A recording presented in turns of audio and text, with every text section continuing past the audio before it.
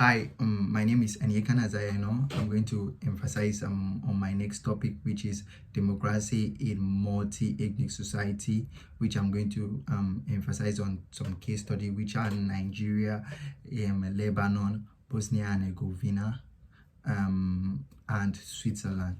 So the like a multi-ethnic society consists of two or more ethnic groups that are different in ethnic linguistics or or an religious sense. So in most cases, multi-ethnic societies do not develop into multi-ethnic democracy, but multi-ethnic societies develop into civil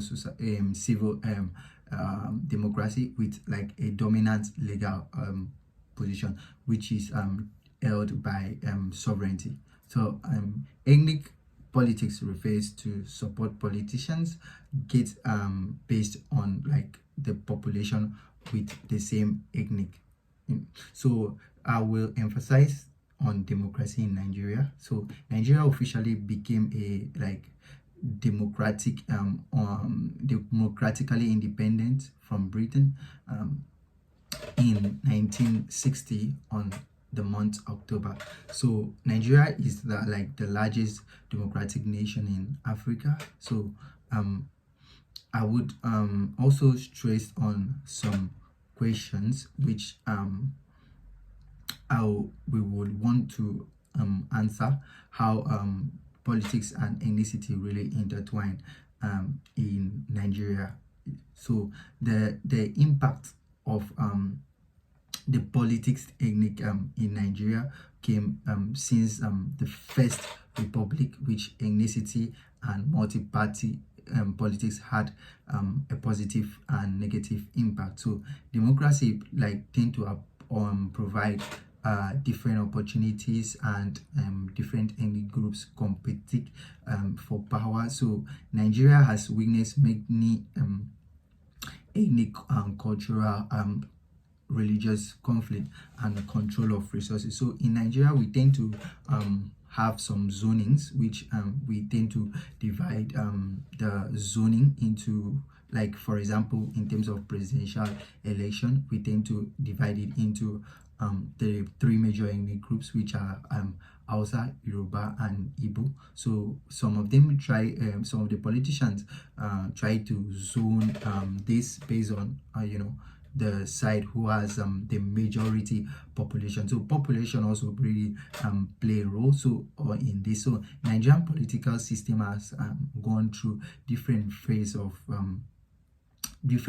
from pre-independence era through the period of like a period of nationalism. So the situation that has led to the collapse of traditional authorities were seen when some ethnic parties tend to arise, and democracy featured in as a result of this. So the traditional authorities structure in Nigeria doesn't really perform perfectly well. So but some people still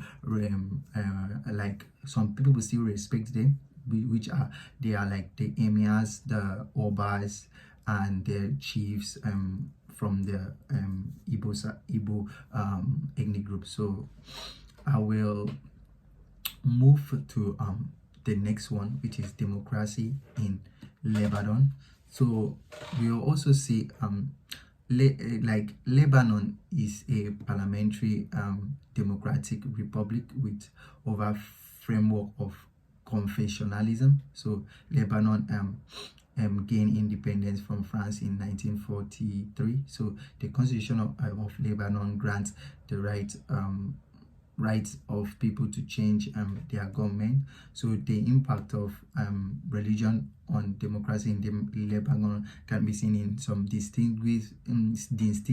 distinctive features of Lebanon social structure, which is has varied in composition of like two large groups, which are the Shiite Muslims and the Sunni Muslims. So each comprises of or comprising more than one fourth of the population. So we also see the Maronites, which are like a group of Catholic, which are from the Catholic Eastern Rite group, so that originated in the region, which make up like more than one fifth of the population. So women have not typically participate in like in the government. The first time a woman like it was included in the cabinet was in the 2005 and in the 2019. So the impact of stability, or like the impact of instability on democracy in Lebanon. So after the conflict between Israel and Palestinian Liberation so organization, so like I would say the PLO relocated to Lebanon. So efforts by Arafat to create a Palestinian state inside Lebanon resulted in a war. So ensued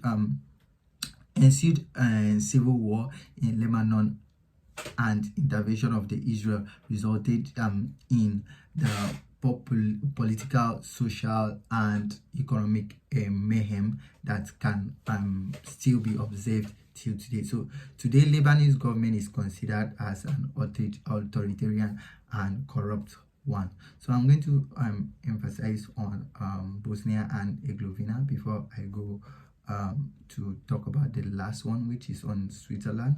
So in terms of Bosnia and Herzegovina, we can see following the World War One, Bosnia and Herzegovina joined the Yugoslavia under the Marshal Tito leadership. So in the 1992, the following up the breakup of the Yugoslavia, so the like republic proclaim independence. So following Tito's death, ethnic nationalism began to rise.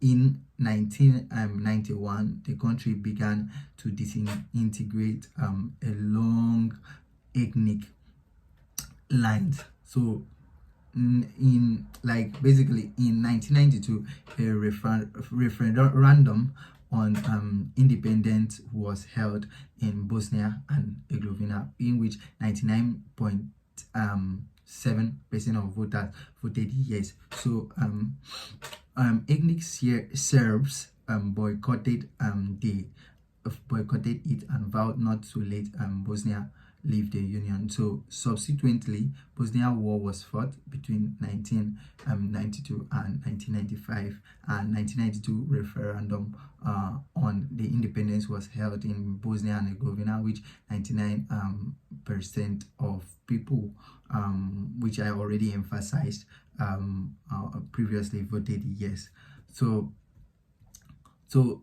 there was I would also say that Bosnia and Herzegovina have 4 official cities, which the cities have their own government and who governed themselves. So only recently, several central institutions have been established, which is the Defense Ministry, the Security Ministry, and the State Courts. So the presidency of Bosnia and Herzegovina rotates among the Bosniak, the Serbs, and the Croatian membership. So as you could also see before, I would like try to emphasize more, as you could also see in the Nigerian democracy, which was fragile and fluctuating since independence.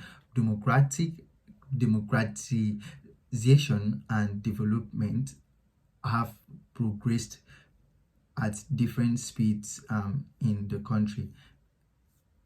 country's region. So with the increase of the quality of democracy and ethnic economy, so we can hopefully lead a prosperous state.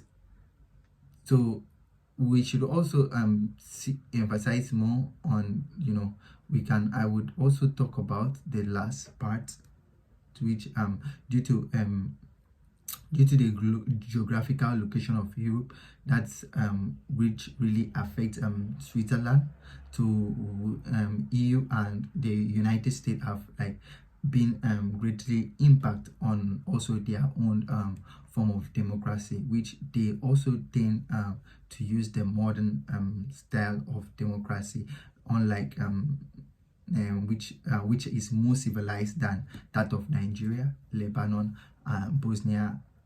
So thank you very much for listening to me.